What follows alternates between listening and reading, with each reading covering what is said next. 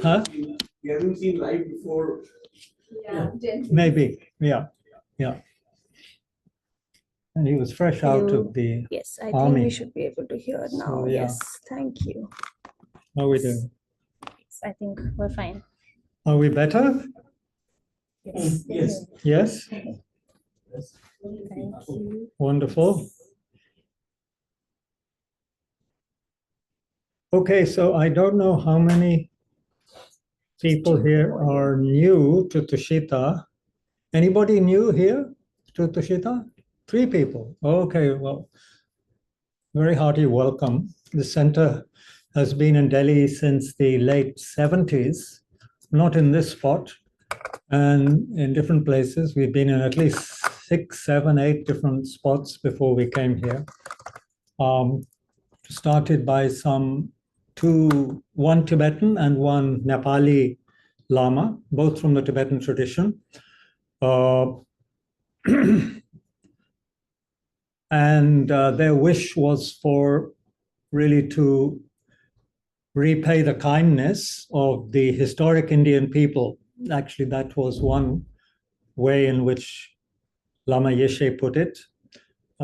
He always felt very, very, very grateful for what India had provided to the Tibetans, both Buddhadharma as well as refuge after the Chinese invasion of the 50s. And I'm sure you know, His Holiness the Dalai Lama had to flee to India in March of 1959. So anyway, the Tibetans who of that generation were very grateful towards India.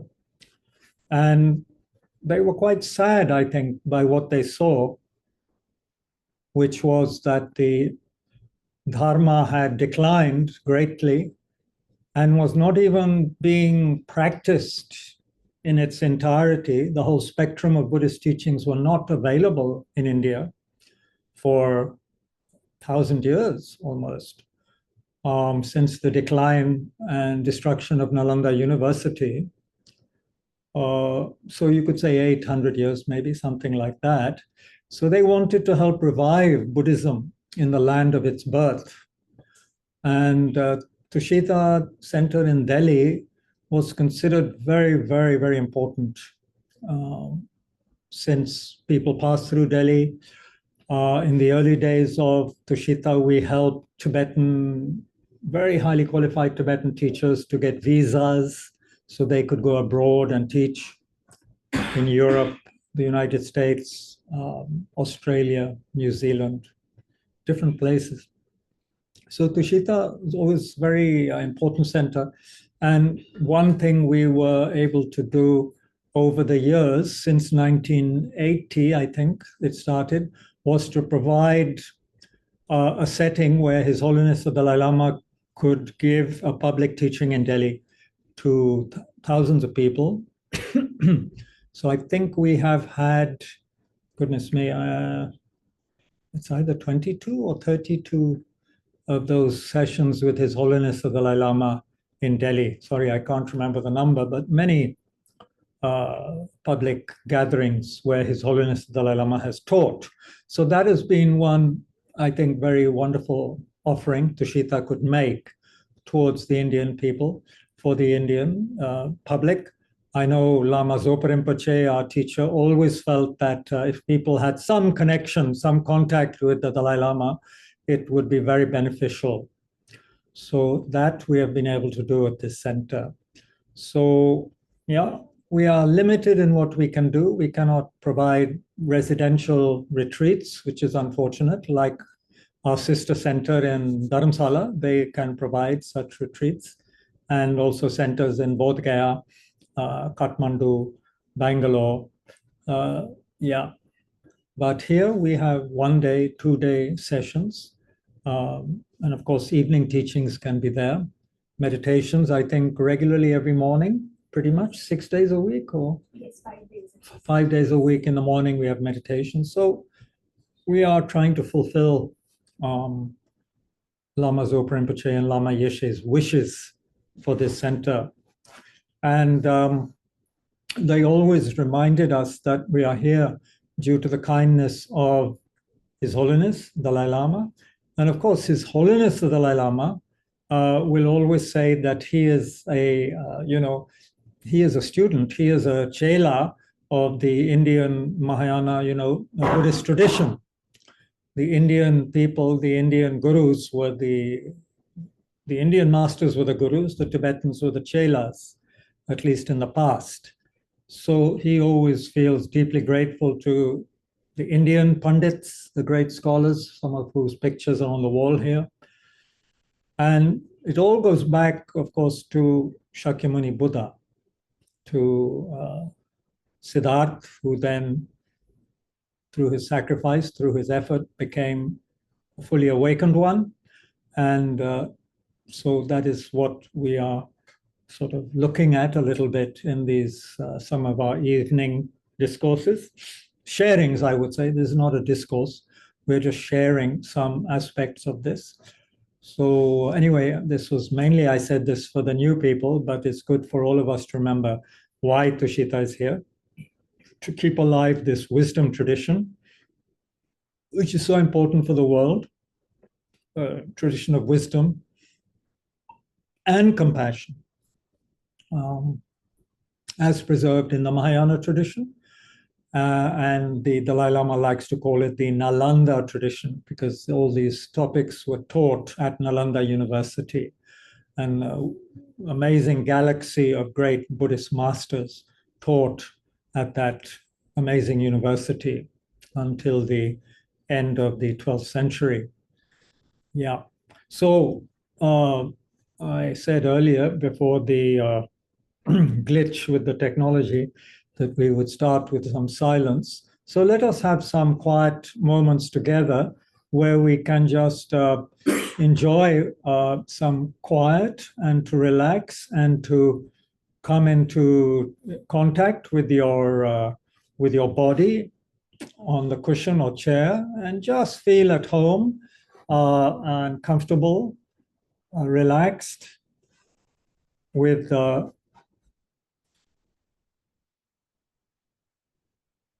still body, relaxed mind, and a sense of being alert and attentive. So those three qualities are very useful. So to slow down and begin to pay attention to how we are, this is important. You can say that at Tushita we can help to make friends with our own minds, to make friends with ourselves, which is not so easy actually. So it begins with slowing down and beginning to look inside at the mind. And we start with the body and the breath. So allow yourself to gradually bring your attention to naturally breathing in and out, just being aware of that process.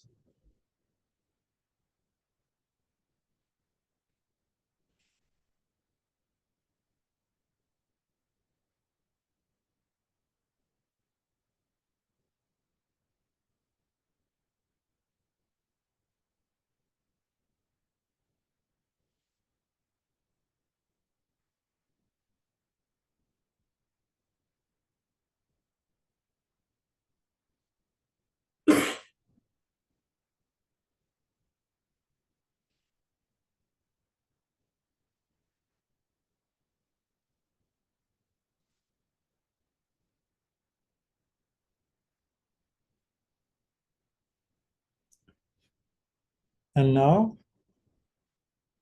imagine, and this will be a little new for some of you, but never mind, it's a new experience perhaps. Imagine that you are surrounded by lots of beings, humans. So you can imagine that on your left side is sitting your mother of this life, and on your right side, your father, or somebody very close, if we can't remember father or mother or something, just remember someone who's very close and very kind to you when you were young. And behind you, some friends and your relatives. Imagine they're sitting behind you. And in front of you, imagine a whole lot of other people, neutral people, maybe, the people here. For some of you are completely neutral. You have not met them before, so they're here. And then you can imagine so many other beings, We can't imagine everyone, there are too many. 33 million in the Delhi region alone, that's a lot of people. And 8 billion plus in the world. But we get that sense that they are here. And even a few people that we don't like very much, we should also include them, because the purpose here is to really begin to feel that just as I want to be happy and I don't want to suffer, just like me and my best friend or my mother, father, so it is the same for everybody. There is nobody, really, nobody who wants to suffer. Everybody wants to be happy, and that is the case with everyone. So imagine all these beings who want happiness, and yet we know for so many reasons we create causes for suffering, or we have suffering situations seem to happen to us again and again and again. Sickness, old age, death, coming up against what we don't want again and again. And then when we find something we like, then we have to separate from that. And this has been happening again and again. The Buddha said this process is beginningless. There's no beginning to awareness, to consciousness. This has been happening to us again and again. And still we have not got the message, And we don't know when we will die. All we know is that we will, but we don't know when.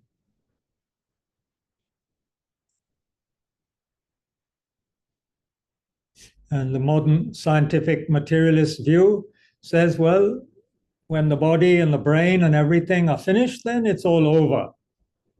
But that has never been the teaching or the experience of the ancient wisdom traditions, whether East or West. The vast majority have said there is continuity of experience beyond the death of the body and the brain.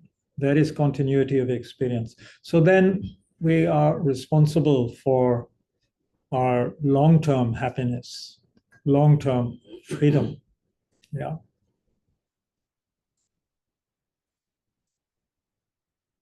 So when we think of all these beings we are visualizing around us, we see how so many are so sad, so lonely, so without any guidance, right? It's so sad. People are without guidance.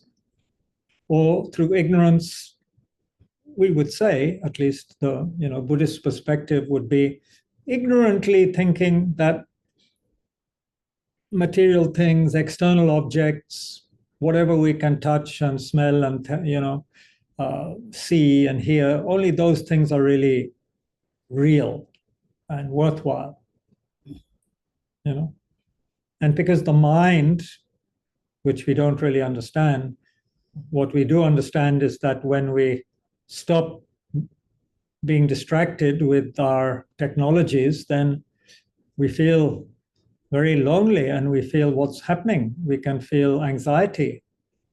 We feel like if I look inside, it's like a bad neighborhood.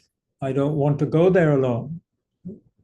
So we have to make friends with this inner experience, according to Lord Buddha. That is the source of our happiness. But all these beings, most of them we are visualizing, they don't realize this, and they are searching for happiness on the outside and external things, people, possessions, property, money, all these things are considered the real source of happiness.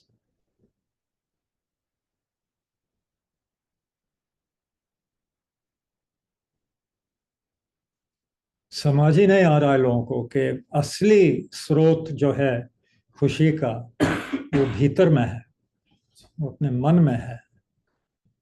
वो जो खान है, वो जो रत्न है, वो भीतर में मिलेगा। छुपा हुआ है अभी, लेकिन वो भीतर में ही मिलेगा। So the jewel of the mind is something we have to discover.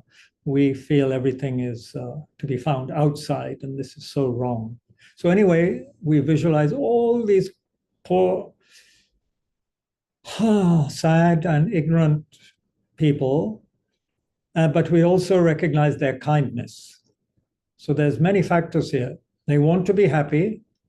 They don't know the real source of happiness.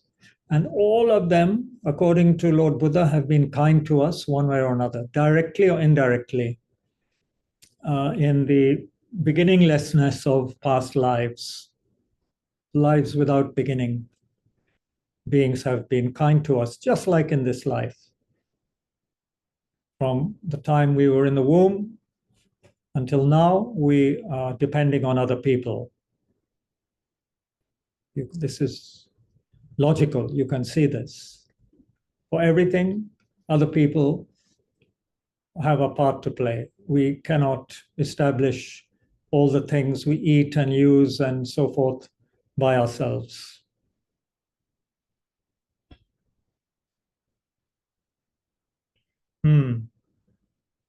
So allow some sense of understanding to arise, some sense of understanding of the real difficulties, the sort of distressful situation that beings are experiencing. Wanting to be happy, looking for it in the wrong place, without real help or guidance. And they've been so kind to me one way and another. Again and again and again, they have been instrumental in my survival and in my happiness.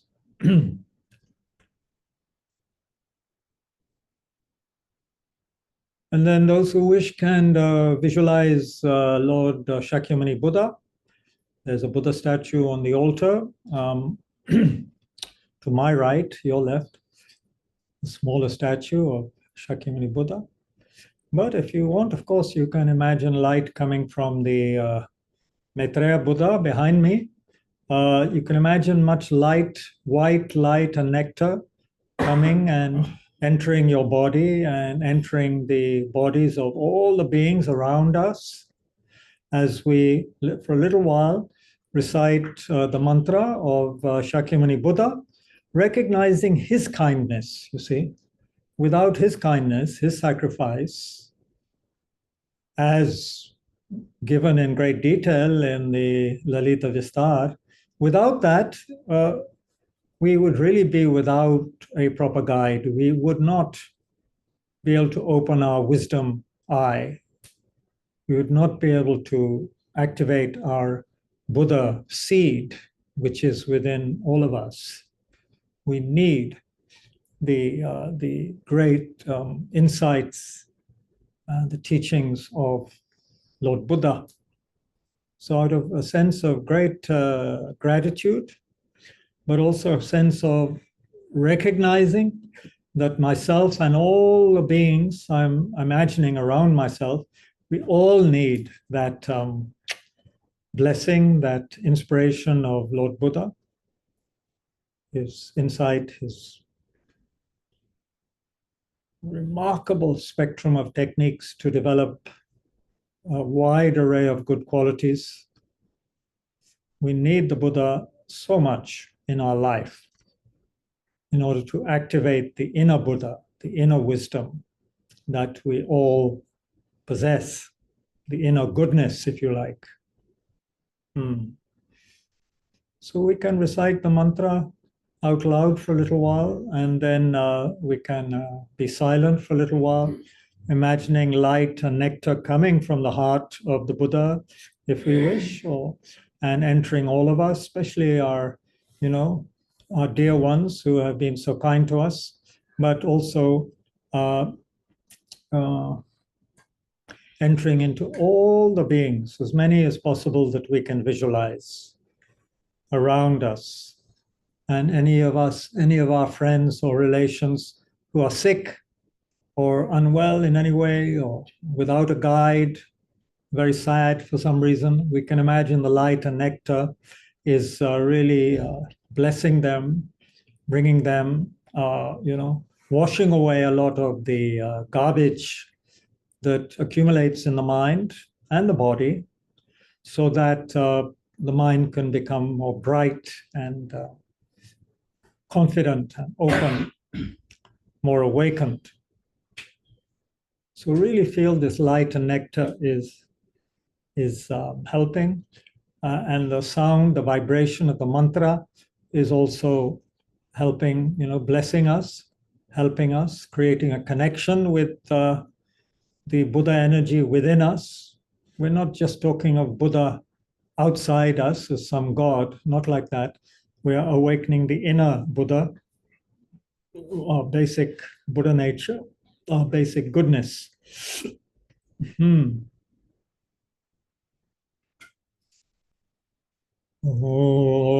Taya tha om mune mune maha munaye soha. Taya tha om mune mune maha munaye soha. Taya tha om mune mune maha munaye soha. Taya tha om mune mune maha munaye soha. Taya tha om mune mune maha munaye soha. Taya tha om mune mune maha munaye soha. Taya tha om mune mune maha munaye soha. Taya tha om mune mune maha munaye soha. Taya tha om mune mune maha munaye soha. Taya tha om mune mune maha munaye soha. Taya tha om mune mune maha munaye soha.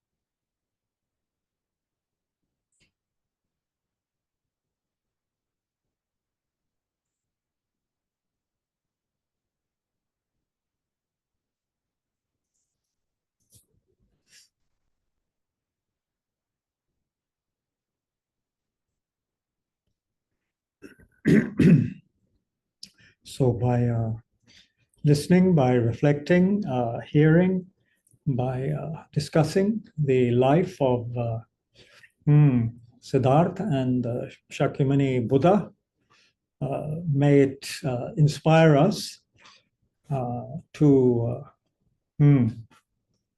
investigate more about this great person, investigate his teachings, and see if they can help us in these challenging times.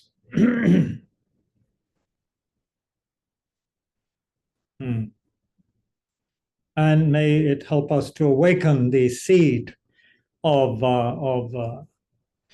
compassionate wisdom within all of us.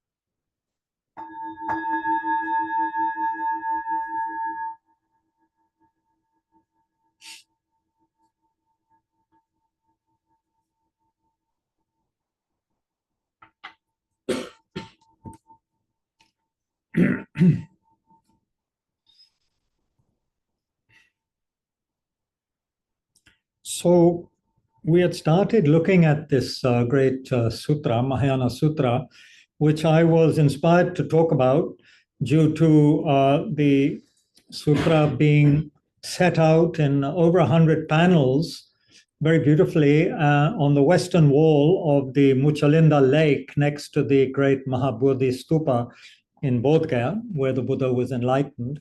So I would go for walks there at the temple and stop and read this Lalitavistara, or the Buddha's life, the play of the Buddha's life, if you like. The play in full is one translation of it, which is, yeah, there are many ways one could look at that. But for now, let's just say that it's a huge sort of panoramic view of the Buddha's life from before entering into his mother's womb up to his enlightenment. Yeah. And so this is something that inspired me. And I thought, since I have nothing original to say to people, it would be best to look at the life of the Buddha in the words of the great Indian masters, and see if that can help inspire us to look at it in greater detail ourselves when we have time, and also to inspire people to maybe visit Bodhgaya and look at the teaching on the wall there. Very inspiring to do that. So yeah, this is what urged me to do this. So I'll just give a little bit of background, since we had started this, and it's a massive text. I mean, it's many, many chapters, 27 chapters or so, many pages, many verses. I have not read it in full. I'll let you know that I haven't read it in full. But what I did look at over, several years, stopping and reading and so forth, inspired me very much. So let's see how we go. One could look at it in an academic way, and that's also fine. And there's a very fine translation I'm working from, which has a good introduction for those who want that background to it. That is there. And I think Nico had posted that somewhere on the Tushita group, on one of the groups, but it's available. A translation sponsored by the 84,000 translation group. So it is there. So the Noble Great Vehicle Sutra, the play in full. So this is already telling us that this is going to be connected with the Mahayana. How many of you are new to Buddhism here? Buddhist teaching? 1, 2, 3, 4. अच्छा, अंग्रेजी में बोलूँगा तो ठीक है? हाँ, ठीक है। हिंदी बोल सकता हूँ, लेकिन थोड़ा खिचड़ी जैसा हिंदी है और थोड़ा हंसी भी आएगा, इसलिए ज़्यादा नहीं बोलूँगा। और बहुत से शब्द नहीं जानता हूँ. So we'll stick to English, and it will be there in Sanskrit and Hindi probably also. What do you think? This sutra might be available in Hindi? Anyway, whatever. अगर अंग्रेजी चलेगा तो चलेगा. अभी तो अभी या ठीक है. तो महायाना का मतलब यह है, the Buddha taught many levels of teaching, right? First, you could say he taught us how to be a little bit more controlled, a little bit more stable, how to be a decent, well-behaved human being. ये भी सिखाया. और उसके अलावा how to develop a very focused, concentrated mind so that we could develop wisdom and become free from samsara, from the cyclic process of birth and death and suffering again and again. So he taught the path to nirvana. That is one level of teaching. Nirvana ka matlab, you get out of the jail. You break free from the jail for yourselves. You get out of the jail for yourself. Mahayana Buddhism, Mahayana, great vehicle, says, look, come on, how can you get out of the jail yourself and leave all your friends behind, all your kind people who helped you again and again? जन्म से जन्म आपको मदद कर रहे हैं और आप उनको जेल में छोड़ रहे हैं, ये कैसे हो सकता है? You know, how can you leave these kind people in jail who've helped you life to life? So Mahayana says, asks us from the very beginning to start cultivating real understanding of others' pain and suffering, so that we don't just want to get out of jail ourselves, we want to help everybody get out of the jail. Hai ki nahi? How can we just get out of the jail ourselves? This is very selfish. Mahayana would say that's a little selfish. Lekin Buddha taught that path for those who could only accomplish that. He said, "Theek hai, you generate a good life, concentrated mind, wisdom, and you can attain nirvana for yourself. Also, good, very inspiring. But if you can motivate yourself to benefit others through compassion, महाकरुणा, करुणा, मतलब दूसरों का दुख देख के ये सोचना कि हमको उनको बचाना है उस दुख से. So to have that sense of other suffering and to wish to relieve them of that pain, that sorrow, that is would be a very wonderful state of mind to develop. So this is a Mahayana Sutra. And of course, the Buddha is someone who did not stop. He didn't stop at nirvana. He didn't want to just get out of jail for himself. He wanted to liberate everybody. So life to life, he practiced the deeds of a bodhisattva. Bodhisattva is that person who says, I want to become a Buddha. I must become a Buddha, fully awakened person. Why? In order to benefit everybody, in order to benefit all sentient beings. हमको सबको बचाना है, केवल अपने को नहीं बचाना है, सबको बचाना है, सबको दुख हो रहा है. ये थोड़ी कि हमको ही दुख होता है, सबको होता है. So everybody wants to be free of their suffering, not just me. So the Bodhisattva dedicates all their life to benefiting others as much as possible and leading them to Buddhahood. So this is a Mahayana Sutra, meaning it is motivated by that. Everything is motivated by that wish. And it is showing us that everything that the Buddha or Siddhartha, unka naam Siddhartha tha, we say, Buddha banne se pehle, Gautam, Siddhartha, everything he did, everything was aiming in that direction, to become a fully awakened person in order to benefit all sentient beings. Do you have some hot water? Yeah. Good. So everything is designed to benefit others. Everything. So that you have to keep in mind. ये तो कहानी है, and it's a very embellished story. But even if you give a very simple account of the Buddha's life, we have to see how it relates to my life, to your life. What is it actually teaching us about our own lives? Because I think the Buddha's life, we can learn a lot about what is happening in our life and what is holding us back, what is conditioning us, yeah, what is stopping us from becoming more awakened. This we can learn from this wonderful sutra. So just some background. It'll be very, very quick, I'm afraid. Well, yeah, kya kare?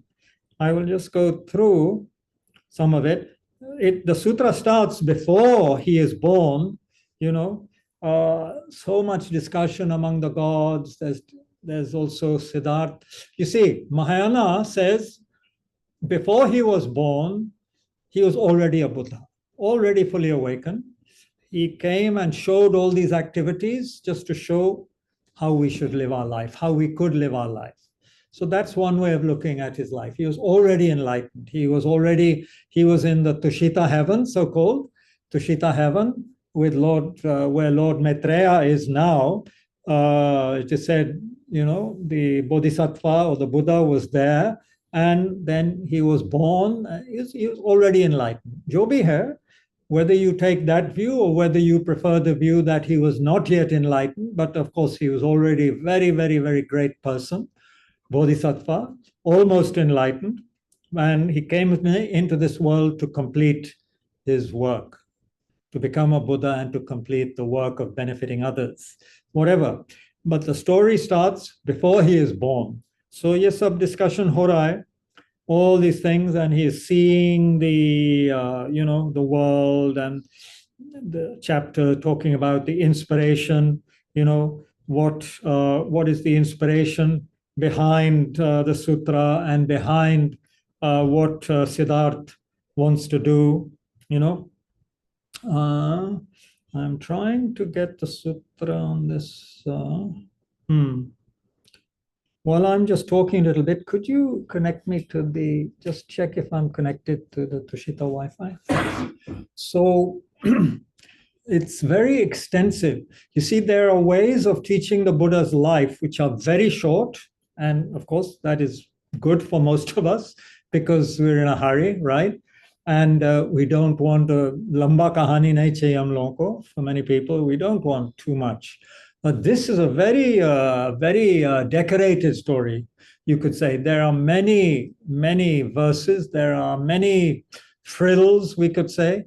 It's like not just some ordinary cake or birthday cake. It has, has a lot of icing and designs and so many things happening.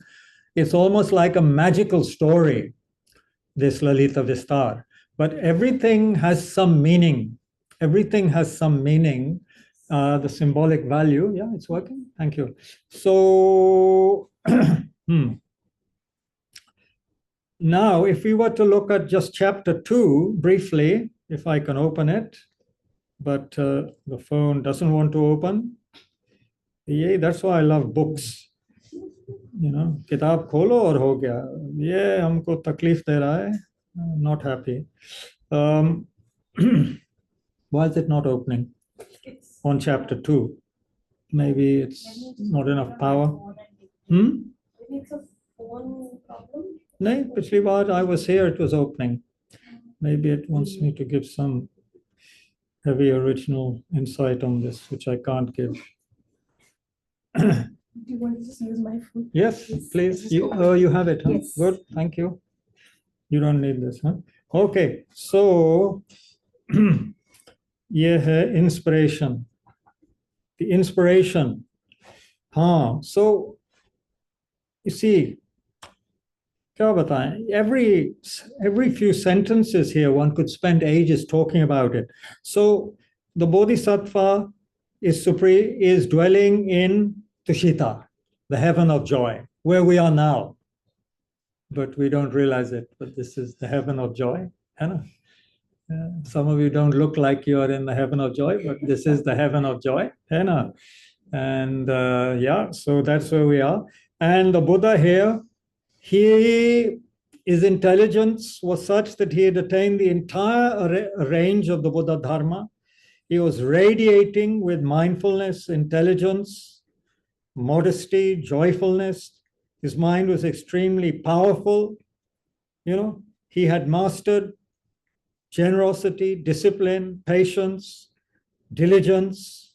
That means a joyous effort, energy, mental stability, knowledge, matlab, that refers to pragya, to wisdom. He had developed all these things, yeah.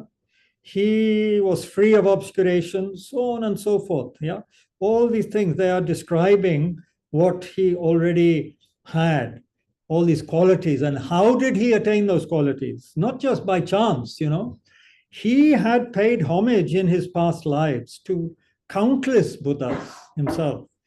Billions upon billions of Buddhas he himself had made offerings to and worshipped and so forth, you know. So it's not just something which didn't have, a cause. He had perfect understanding of the teachings. He could recall the teachings of all the previous Buddhas. Yeah, he was a great captain of the ship of the Dharma. Oh, so there you see, this is this long, very long description of what they're calling the Bodhisattva. This is before he gets born, yeah, in the human realm. He has all these understandings. All these understandings are there. Yeah, and as I say, each paragraph you could spend time reading and reflecting on. That's why I'm just here to remind you in a way that this sutra exists and that those who are interested should take a look at it, you know, and it could be a lifetime of looking at a sutra like this. It is so full of meaning, and it can be very inspiring, very, very inspiring. Okay, so with only one lifetime remaining. Matlab, it's like they said, he has only one lifetime remaining as an ordinary being, and then he will be a Buddha. Yeah. And you don't have to take literally what is said, but we could think about it. Why is there so much apparent exaggeration in these Mahayana Sutras? What does it mean? He dwelt in a celestial palace, this is in Tushita and all, with 32,000 floors. Iska matlab kya hai? Yahan to do manzil hai, you know, adorned with verandas, domes, architraves, skylights, cool pavilions, multiple stories and courtyards, you know. What is this? What is going on? Millions upon millions of celestial maidens, they are singing, yeah. So many kinds of trees, beautiful trees are described, overflowing with fruits and all kinds of sweet-smelling flowers. Beautiful birds, parrots, cuckoos, geese, peacocks, ducks, pheasants, partridge. Millions and millions of gods are also observing this scene. To ho kya raha hai? It's challenging our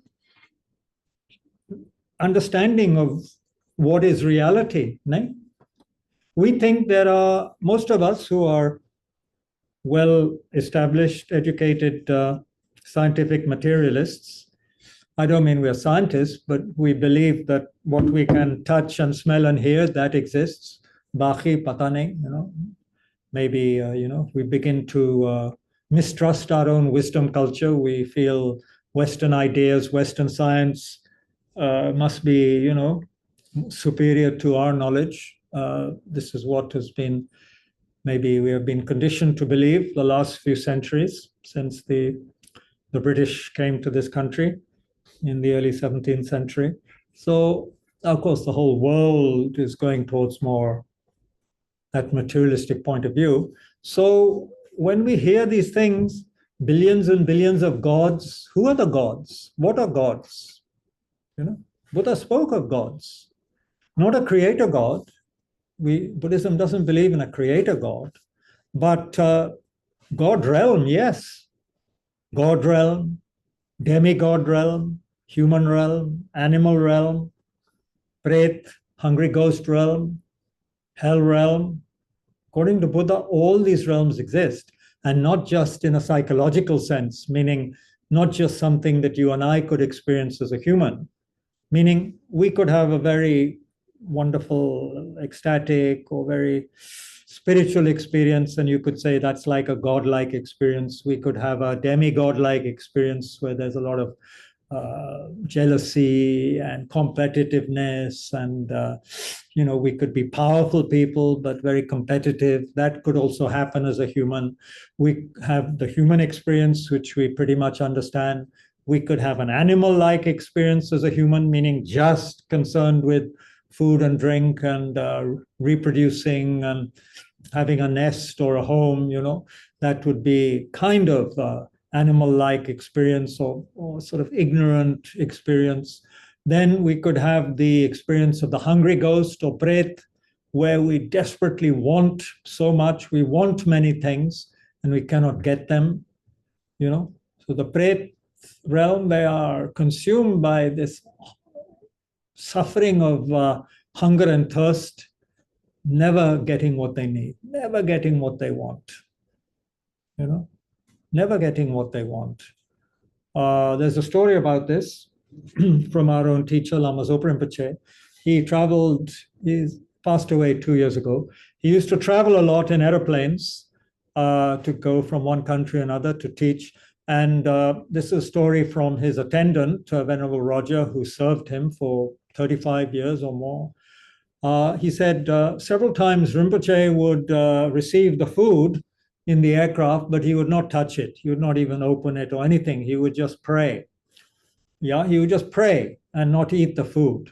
So one day, Roger asked him, why, Rinpoche, aren't you hungry? Why aren't you eating the food? So Rinpoche said, if you could see all the beings, or if you could see all the beings in this airplane who would like to have some of this food, who are so hungry and thirsty, but they cannot experience anything that satisfies them, then you wouldn't be so interested to eat yourself, and you would just pray for them that they could get some taste of the food. So he was referring to this realm of hungry ghosts, which are invisible to most of us, but not invisible to highly realized people. So you can say, this is just a fairy tale, or this monk is a liar, or Rinpoche was hallucinating. Jobi, you can say anything you want. And of course, the scientific materialist would want to have many arguments against that. But I feel, why not? Buddha talks about these realms. My teacher, I trusted. He had extraordinary qualities. So I have no reason to doubt what Roger was saying. So matlab hai, you see, the Buddha taught about countless realms of existence. Kya ho gaya yahan screen pe? Sorry, it's become too much for everyone. Is there some hot water, please? I think maybe some internet issue. Oh, warm water? Yeah. Thanks.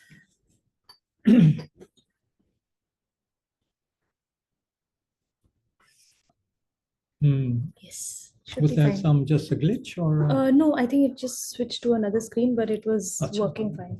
Okay. Yes. Thank you so much, sir. So kind. Thank you. So thank you. There's this, so there is this realm, you see, of hungry ghosts. There is a realm of hell beings. Many times Buddha speaks about this in the teachings. There are many modern Buddhists who feel this couldn't be true. Buddha, we want to frame Buddha, we want to see him through the eyes of modern secular people who are more concerned for social liberation and so on and so forth, which is fine, which is wonderful, but it means that we miss out on a lot of the very basic teachings of the Buddha, which involves continuity of consciousness, karmic cause and effect, and the existence of many different kind of realms. Just because we cannot see something doesn't mean it doesn't exist, right? We know that because these modern telescopes now are showing us many things that we could not see, right, with our naked eye, things that are billions of light years away, right? So now we have the instruments to see them. We believe in it when we see all these beautiful photographs NASA is putting out, and we can scroll and look at them on our mobile phones. So Why can't we believe that there is the ability of not just scientific instruments, but contemplative excellence, deep attention, deep meditation? Why do we not understand that that could also be possible in taking us into very, very different sort of areas of experience? We are not doing what we need to be doing. Scientists tend to discuss some scientists discuss with Buddhism and want to learn a bit from Buddhism, but basically very hardly any scientist has been willing to engage in the kind of meditative discipline or contemplative science, you could say, that the Buddha prescribed, which would enable us to see a very, very vast spectrum of experience, much more than we see now. Who has the time to spend tens of thousands of hours meditating in order to develop the ability to see these different realms, gods and hell beings and so forth? For most of us, it's nonsense, right? But this is reality for the Buddha, and reality, I feel, for the teachers I've had. They know these realms exist. It's not a matter of belief. They can see them. They can feel them. They, whenever Rinpoche would come to our institute in Bodhgaya, he would perform certain rituals and water offerings and other kind of practices specifically for the hungry ghost realm, which is said to, these kind of practices are said to help them a little bit, to have less suffering and to benefit and to be able to receive some kind of sustenance. Anyway, this is just to say that what we see as extraordinary in these kind of sutras, we shouldn't say, aha, this is nonsense, Ho sakta hai, why not? Just because we can't see it doesn't mean it doesn't exist. That's not logical to think like that. It's probably quite arrogant in a way. मैं नहीं देख सकता इसलिए नहीं होगा. That's ridiculous. So he was in this celestial palace where a discourse on the genuine Dharma emerged amid a symphony of 84,000 musical instruments. Lo bolo, 84,000. This is all meaningful, by the way, all of these statements, 84,000 teachings, 84,000 disturbing emotions, to 84,000 instruments. Why not? Yeah. And from the sound of these instruments, the following verses of this particular chapter arose, telling of the many virtuous deeds that the Bodhisattva carried out in the past times. And so you have all these verses of what he was doing in his past lives, cultivating all of the qualities. You developed compassion for all sentient beings. You made offerings to billions of Buddhas. Remember, do not forget, you who are of infinite renown. Now the time has come. Do not let it slip away.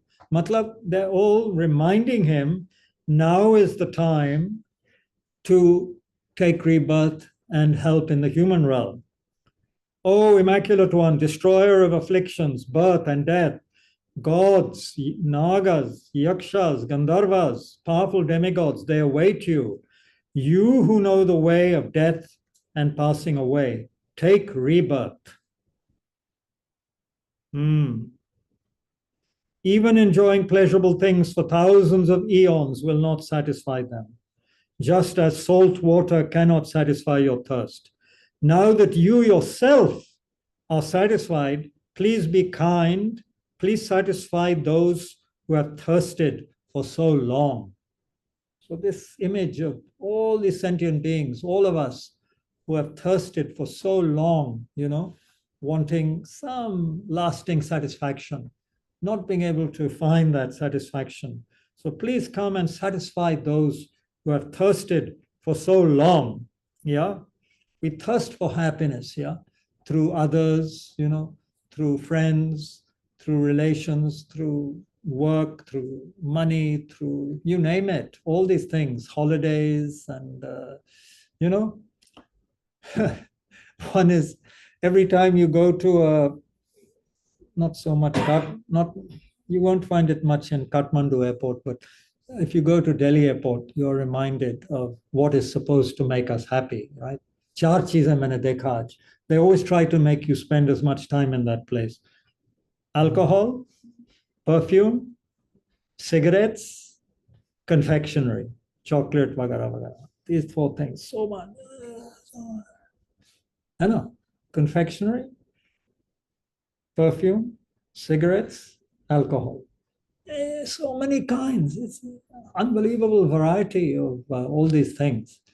या किताब खोजोगे तो नहीं मिलेगा. हाँ, वो तो दिल्ली आके किताबें मिलते हैं. Yeah, I have my provider of books here on the left, so who sends me wonderful books. So Delhi airport में नहीं मिलेगा. You know, it's like क्या बोलूं? You know, if you're intelligent person who likes reading, हमको तो अखबार भी नहीं देखा एयरपोर्ट में आज. हालत क्या है? You know. Anyway, I'm getting distracted. Yeah. So satisfy those who have thirsted for so long for all these useless things that are expensive, and satisfy us for a few minutes or hours or days, you know, and then it's gone, you know. And of course, too much confectionery and leads to many problems. I mean, anything. All those things create problems, and all of them are very destructive of the earth's resources now also. All those things. Anyway, so please look with compassion.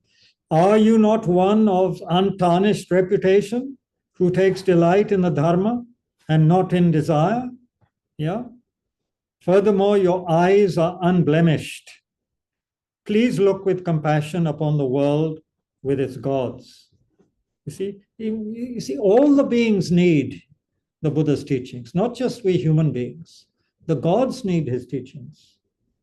Because the gods in Buddhism, they have many powers. They can stay in meditation, some of them, for thousands and thousands of years or more, but they have not developed wisdom and compassion. So they will not be able to they will not be able to get out of the jail. They will not, thank you, they won't be able to get out of the jail of samsara. Because they have not cut the ignorance. Agyanta, जो संसार का जड़ है उसको नहीं काट पाए हैं ये देव लोग. You know, they have just developed the cause to have long meditation experience, but they have not developed understanding of the truth, ultimate truth. So they are not free. They are still in the jail, but in a very nice part of the jail, you could say. Lekin when that karmic energy comes to an end, they again have to suffer. The gods have to suffer. They can only go down. They can't go up. You know, they can't go out of samsara because they don't have the wisdom, yeah, and certainly not the compassion to enter the Mahayana. So they need your teachings. So, and then the people in the lower, all the beings in the lower realms, they need your teachings, yeah. So everyone is asking the Buddha, asking the Bodhisattva, please, you know, reveal this supreme Dharma to the world, yeah.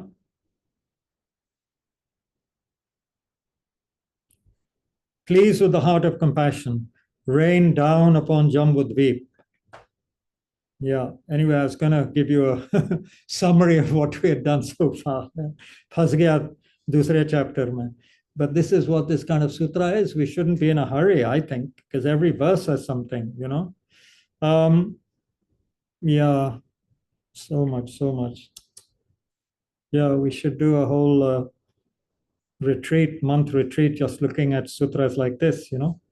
Get one. Yeah. Anyway, then they speak about the purity of the family. Where am I going to get reborn? You can't just have a supreme being like this getting reborn anywhere.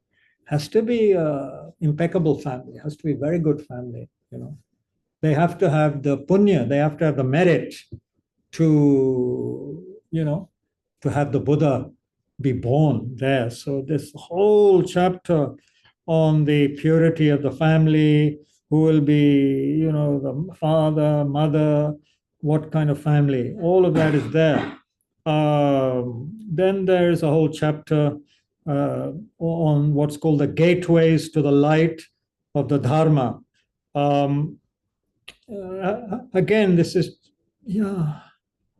so much is just teaching, is a teaching. This sutra is a teaching.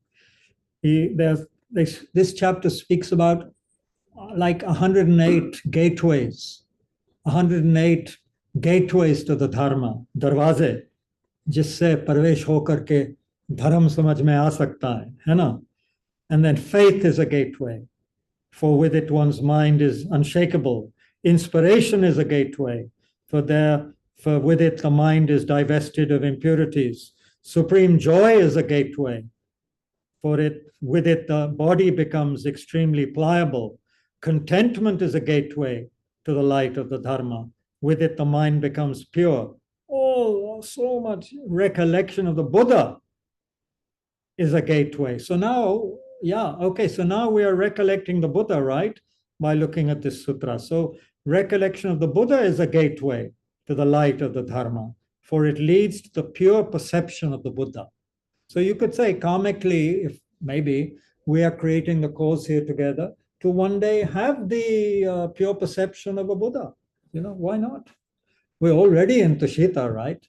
This place has been blessed by our teachers. It has been blessed by His Holiness the Karmapa and other great lamas, Taisitu Rinpoche, who is regarded as emanation of Maitreya Buddha. So many great teachers have taught here at Tushita. So why do we think this place is not blessed? This place is blessed. It may have been, सीलन आ गया होगा, ये सब उखाड़ के नया बना दिया, but blessings are blessings, It is not something physical. Yeah. Happy birthday. We have a birthday boy amidst us. So recollection of giving is a gateway to the light of the Dharma. So why do you think recollection? Okay, now we do some interactive work, because otherwise I have to do all the work and then the people are just enjoying, like a story. And so it's not a pad raha logon ko. Recollection of giving is a gateway to the light of the Dharma, for it leads one. What do you think it leads to? Recollection of giving is a gateway to the light of the Dharma, for it leads to what? Recollection of giving. क्या होगा? Mr. Mishra, आप बताइए. What बोल रहे हैं? 2 बार बोला है. Recollection of giving is a gateway to the light of the Dharma. ऐसा क्यों बोला गया? What is the rest of the sentence, do you think? Altruism. Well, this is all connected with altruism, but specifically, what is the result of giving, do you think, in the general teachings? What is the karmic result of stealing? Bad karma. No. Stealing is a bad karma. What does it lead to? Fatafat, chalo na. Birthday boy. Stealing. Karmic result will be? We lose things. We lose things. We could be poor. We have the habit, of course, of stealing again and again. Yes, it's given in the teachings. So what do you think is the result of giving? Receiving. Long life would be more, the cause of long life would be saving life and being very respectful of life. Haji? Receiving. Yeah, you could say receiving, but here it's interesting. It says recollection of giving is a gateway to the light of the Dharma, for it leads one to let go of all material things. But that's meaningful, because in Buddhism, or at least in Mahayana, I think, perfection of giving doesn't mean one gives something to everybody in the universe so that we free everyone of starvation or thirst, because nobody has been able to do that. No Buddha has been able to do that. The perfection of giving is said to be, I think, the aspiration or thought to let go of everything, one's body, one's possessions, and one's merits, one's punya, to let it all go to give it away. That is the perfection of giving.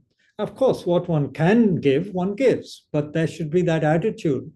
Okay, body, speech, mind, possessions, all my merit, happily let it go. Give it to others, So that is interesting, that one. Recollection of discipline is a gateway to the light of the Dharma, for it leads to the fulfillment of aspirations. This one is interesting. Recollection of the divine. Matlab divine, I think, means something, anything kind of divine. What would be the technical? Anyway, divine as opposed to, I think, mundane, the divine or the higher things, higher philosophy, higher thinking. Maybe thinking of holy beings, that could be part of it. He's saying recollection of the divine is a gateway to the light of the Dharma, for it leads to a vast mindset. Mindset. This is a modern translation. This wouldn't be translated this way, would it, in the last century? But I think that's good. So vast mindset. Matlab dimag khul jata hai. It becomes very vast. Love is the gateway to the light of the Dharma, for it surpasses all things created by merit based on material things. So whatever, they have this wonderful quote, I think, in basic teachings, that if you were to give offerings to Buddhas equaling the number of grains in the Ganga river, for eons, मतलब इतने बुद्ध जितने बालू के टुकड़े हैं गंगा में, आप कल्पों तक देते रहिए. Okay, you keep on giving for so long to so many Buddhas. That does not equal a fraction of just a few seconds or a second of pure loving kindness. If you have pure loving kindness, it is worth more than offering to so many Buddhas for so many eons. Obviously, without a mind of loving kindness, just as a kind of ritual, I guess. So, loving kindness is something amazing. It surpasses all the punya that could be based on material things. Compassion is a gateway to the light of the Dharma, for it leads one to take up non-violence. That's interesting. I mean, one might think it would say a lot more, but anyway, here it says non-violence. Okay, here's a question for our people here who have studied for some time, especially the youngsters here. So the question is, investigating impermanence is a gateway to the light of the Dharma, for it leads to the transcendence of what? एक वकील साहब भी हैं यहाँ, उनसे भी पूछेंगे. 2-3 वकील हैं शायद, actually, but I'm speaking to the youngest one. Investigating impermanence is a gateway to the light of the Dharma, for it leads to the transcendence of wisdom. Huh? What does Emptiness, wisdom of emptiness. No, impermanence की बात है भाई साहब. So what is investigating? What is, why do we reflect on impermanence and death so early on in the Buddhist path? And what would it lead to the transcendence of, or the going beyond of, let's say? What would it lead to us letting go of? Let's put it that way. Exactly. Attachment of, who said that? Mr. Mishra. Mr. Mishra. Good man. Jag gaye. The attachment, it leads to the transcendence of the attachment of the desire, form, and formless realms. We're in the desire realm, the humans. Then there are form and formless realms, which refer to slightly more subtle levels of awareness attained through meditation and so forth. But even they have some clinging, some grasping desire, right? So some attachment. Usko bhi paar karna. Investigating impermanence. investigating suffering is a gateway to the light of the Dharma, for it leads to the cessation of misguided goals. We will not have false priorities or wrong goals, if we investigate suffering. I guess for a bodhisattva, there is only one goal, right? To alleviate the suffering of others. So any other real goal is a misguided one. Okay, this one is not so difficult.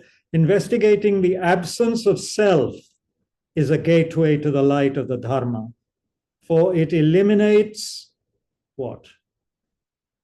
Investigating the absence of the self is a gateway to the light of the Dharma. Apurva Gandhi, your bra bell order. Sorry. Sorry. All these little messages. Investigating the मजा आता है mobile देख के. You could be reading a sutra or advert आ गया और कोई आ गया, कोई, order तैयार है, OTP भेजिए.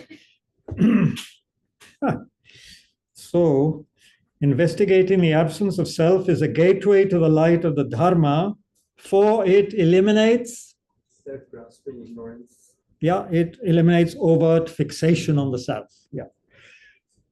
Proof. Okay, this is a good one. Investigating, having a good conscience.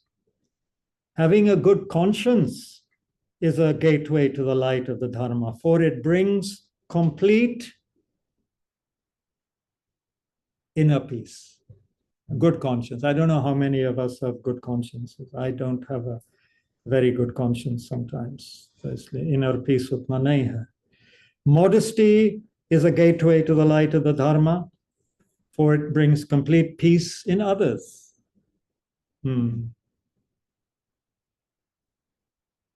Going to the three jewels. This is important for those who begin to take refuge or feel they want to rely more on the Buddha, his teaching, and the Sangha. Going to the three jewels for refuge is a gateway to the light of the Dharma, for it enables one to... Anyone here taken refuge? And were you given some instructions when you took refuge? Yeah, right? It leads one, it enables one to transcend the three lower realms.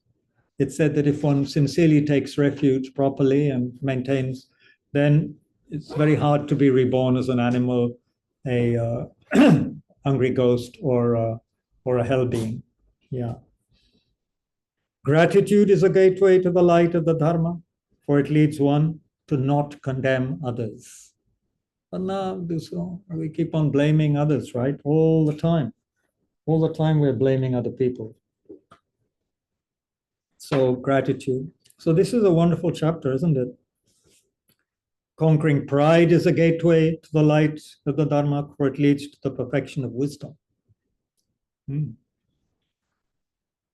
A mind free from vindictiveness is a gateway to the light of the Dharma. It allows one to protect both oneself and others.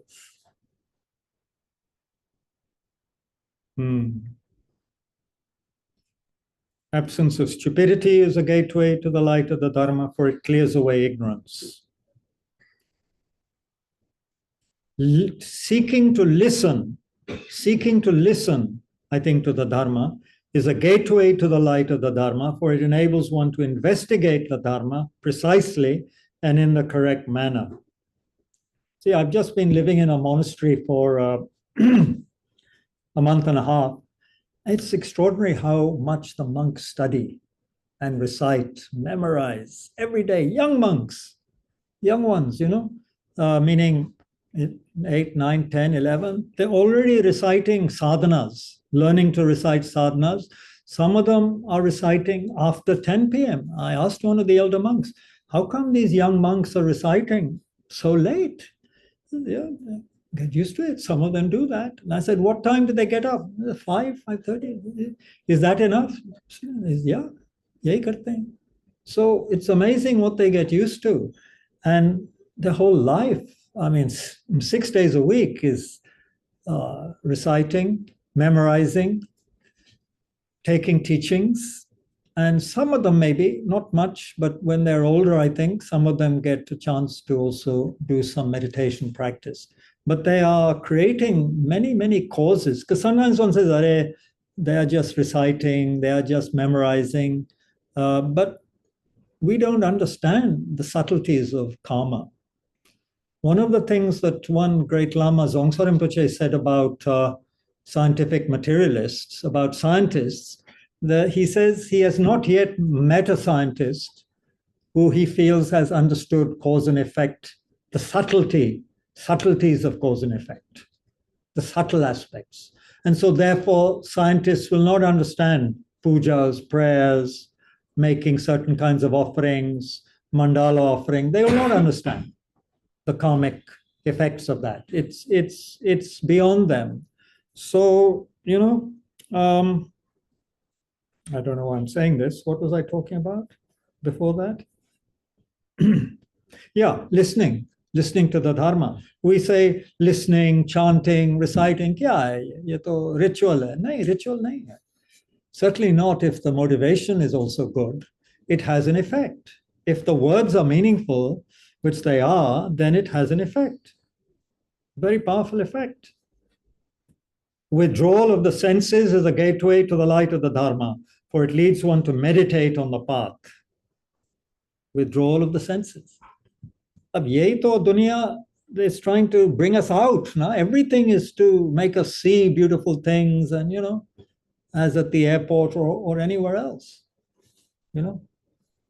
I discovered today there was a shortcut to get out of the duty-free section, which nobody points to. But I saw some people going out that way, so you don't have to go the whole way through the whole duty-free section when you come out of Delhi. Terminal 3, this is. Yeah? You can take a shortcut, so you just see some of the alcohol, then you can leave.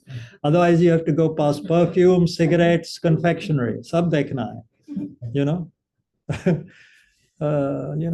and if you have enough money, then of course you will tend to or be more tempted to get something. So anyway, we are being drawn out all the time. Senses. So withdrawal of the senses, low battery, 20% remaining. वही हाल है ना हम लोगों का सबका battery कम हो रहा है वो bacteria as we say in Bihar bacteria कम हो रहा है जी मोबिलिया भी काम नहीं कर रहा है ऊपर नीचे नहीं जा रहा है thanks a lot though it was great so just chapter 2 it will still work for some time though. It will yeah oh okay just we have to move the battery back. Thanks. So you see all of this is there. Mindfulness of the mind is a gateway to the light of the Dharma, for it leads to a precise understanding of the mind's illusory nature. Sab kuch hai bhaiya. Everything is here.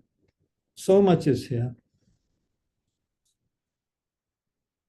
Power of diligence. Diligence is joyous effort, energy, sometimes it's called.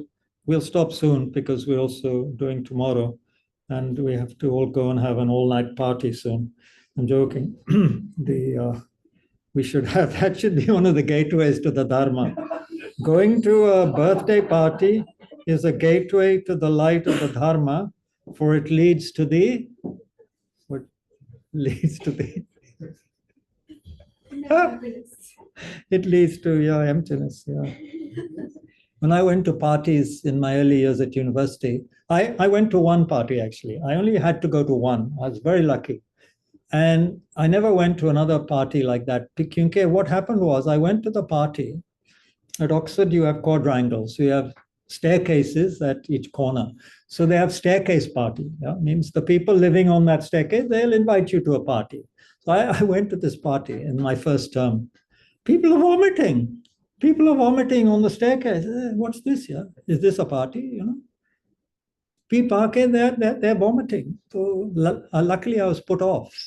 So I didn't go to more parties. I was very fortunate. Very fortunate. Now it's given up. Yeah, now. Anyway, I think, thank you very much. you get an idea what is there in the sutra. You can get stuck anywhere in a very good way because there's Dharma teachings all over the place. This was chapter 4, by the way, if you want to look at it later. Gateways to the light of the Dharma. And this is while he was still in Tushita. Yeah, he hasn't gotten born yet. He hasn't taken rebirth yet. Already they're giving this amazing teaching. Yeah. Yeah.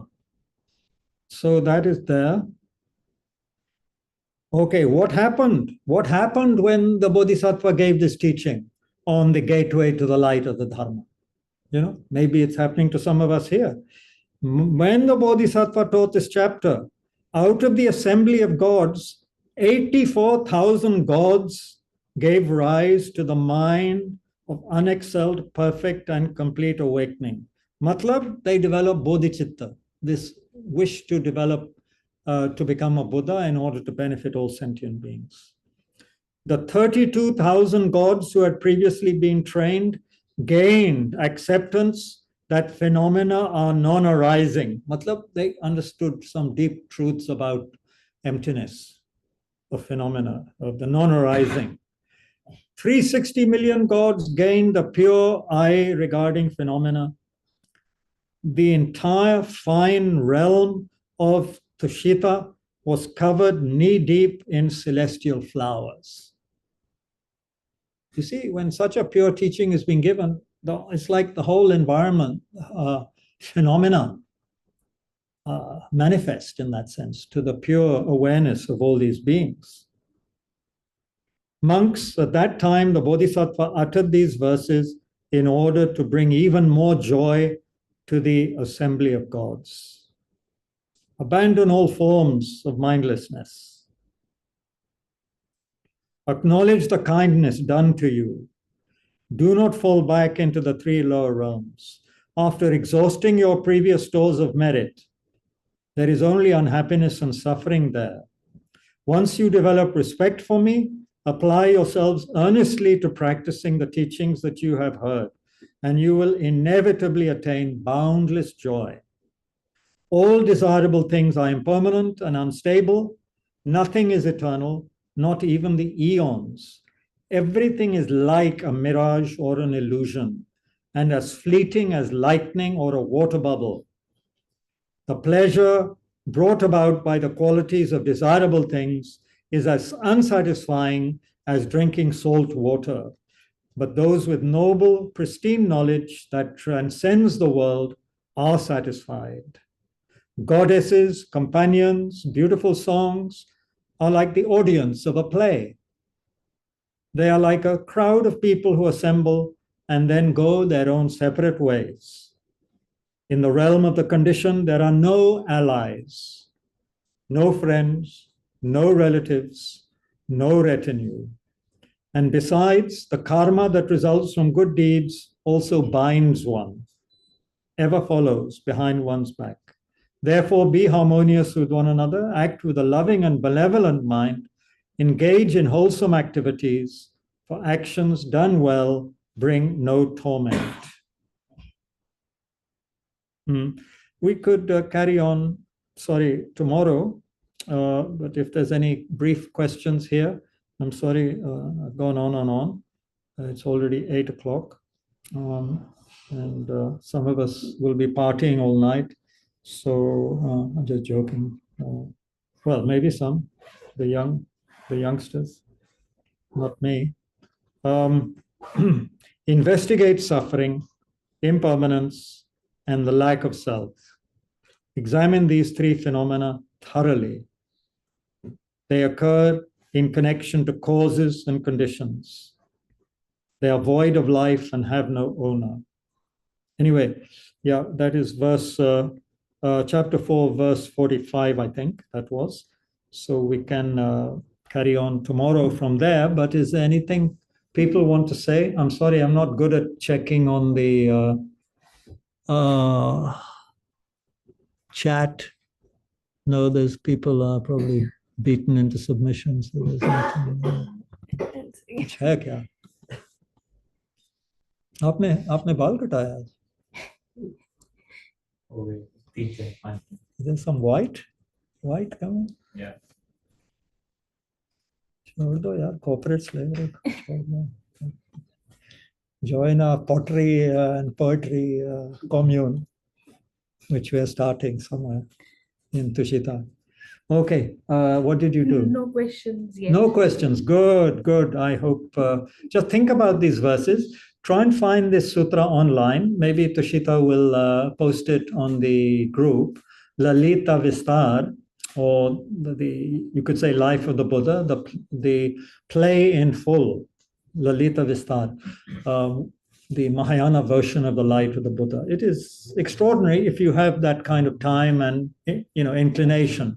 Part of it you will find boring, quite honestly, because it goes on and on and on about certain things. But if you have time and just take a little section of it and look at it, some of the chapters, some of the material on when the Buddha was meditating, doing very ascetic practice, hardly not eating anything or drinking, that is a very powerful chapter, very powerful. The description of what he went through when he was fasting.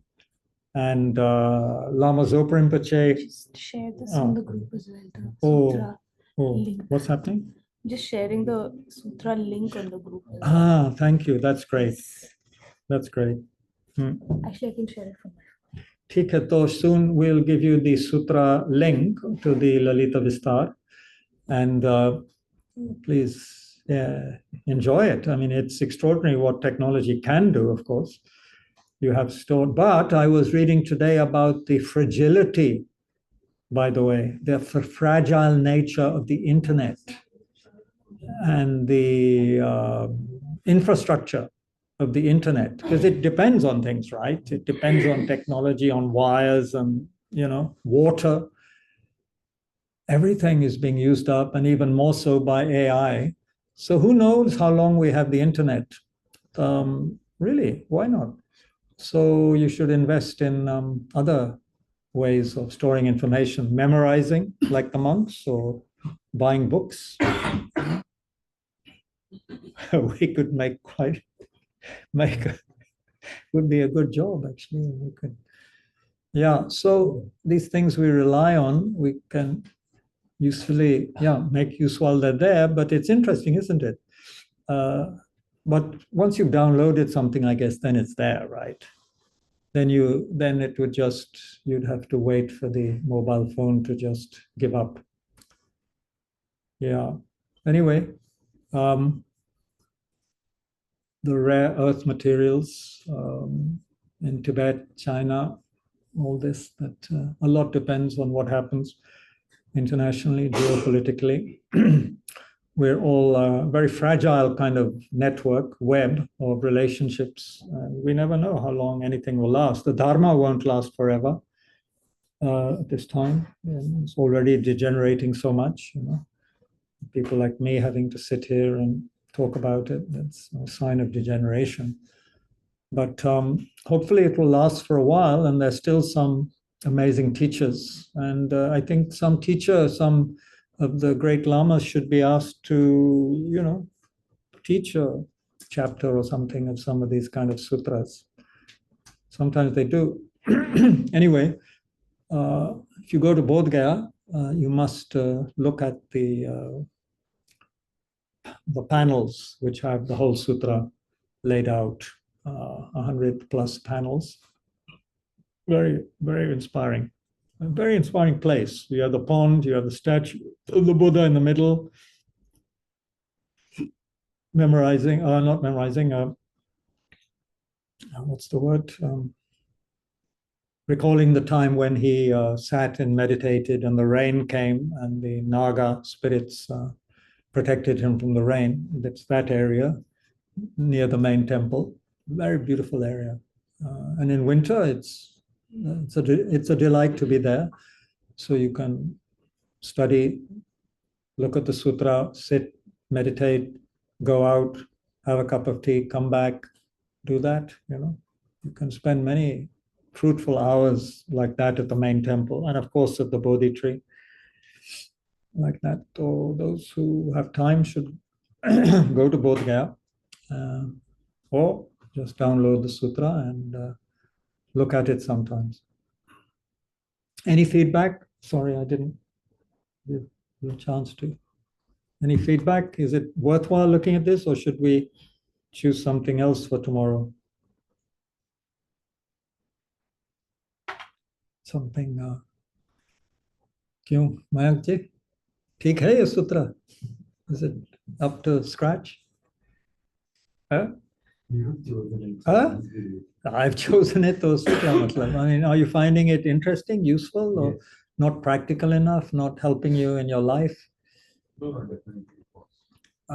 Actually, I meant to get to the section, which is fascinating. Like in Kal Dekhen, this is just a teaser to bring you all back tomorrow. The extent to which Buddha's father, right, tries to prevent him seeing the truth, getting out of the jail, the palace, the gilded palace. The extent to which he goes, it's like almost humorous. It could make a fantastic Disney film, that part of it. It really should be made into some kind of animated film for young people. And people like me, who it's the only thing I'll be able to enjoy in 10, 15 years if I'm still alive. Maybe AI will make it happen. Yeah, you young people should work on this. I'm saying maybe AI will make it happen. AI, chhod yaar, AI. You make it happen.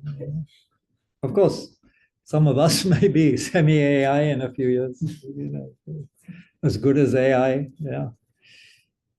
AI.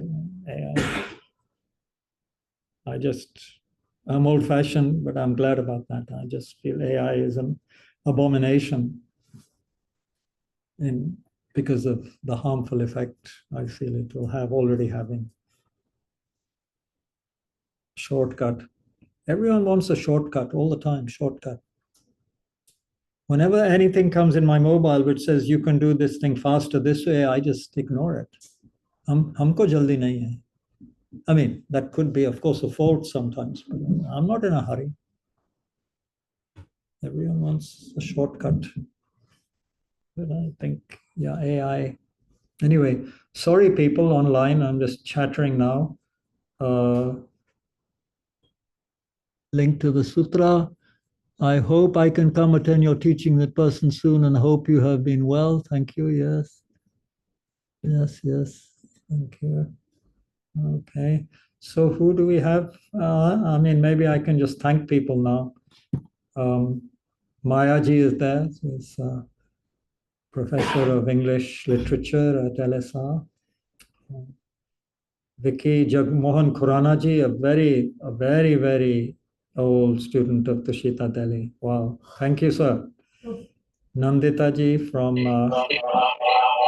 Thank you, sir.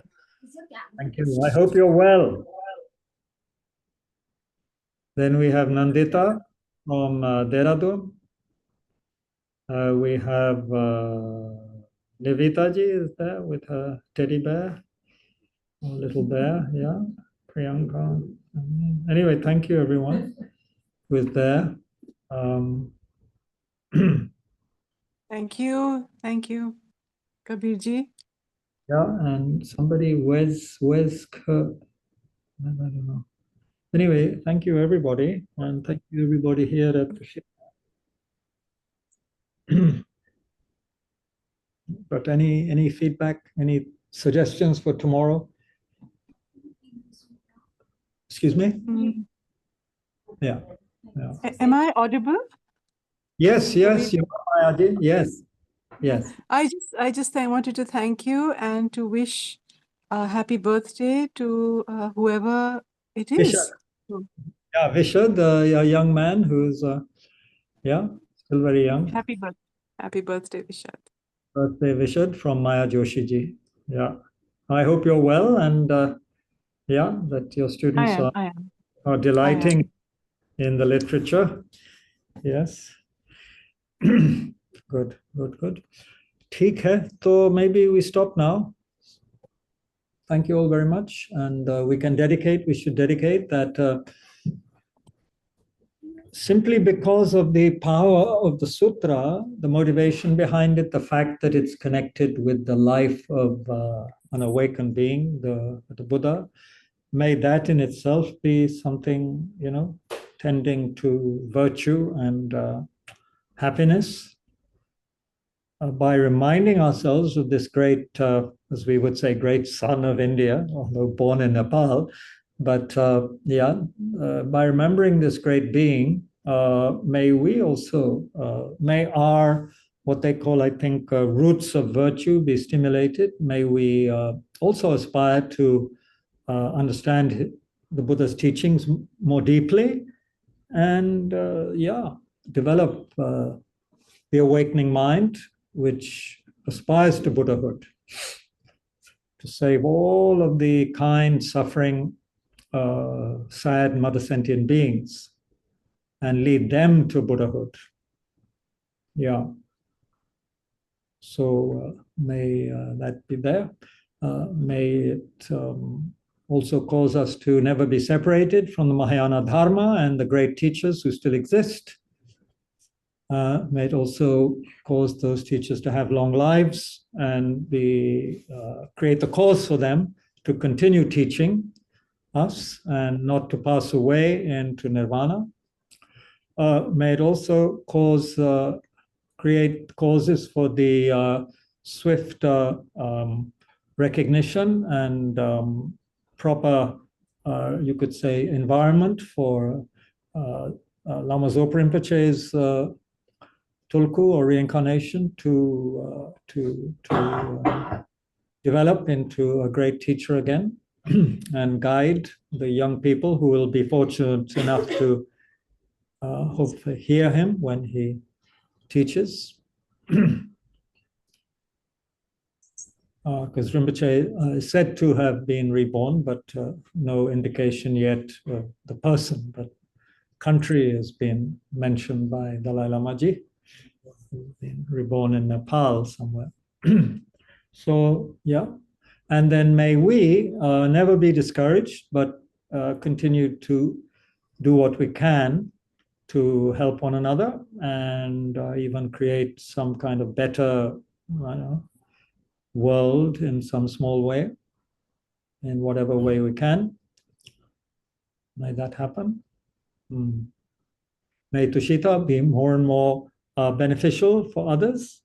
May the new SPC, Spiritual Program Coordinator for Delhi Center, Venerable Gyaltan Samten, may she be of great benefit to Tushita and benefit others with her teaching and inspiration. And may people continue to benefit more and more from Tushita, just as the lamas wished.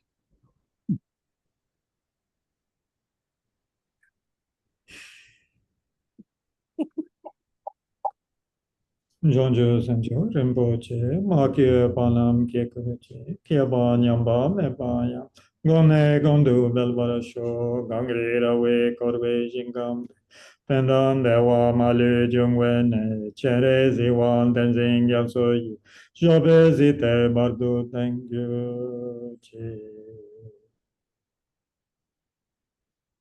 The Bodhicitta prayer and prayer for long life of His Holiness Dalai Lama. Thank you, everyone, very much. Thanks for your patience. Please have a good evening and good night.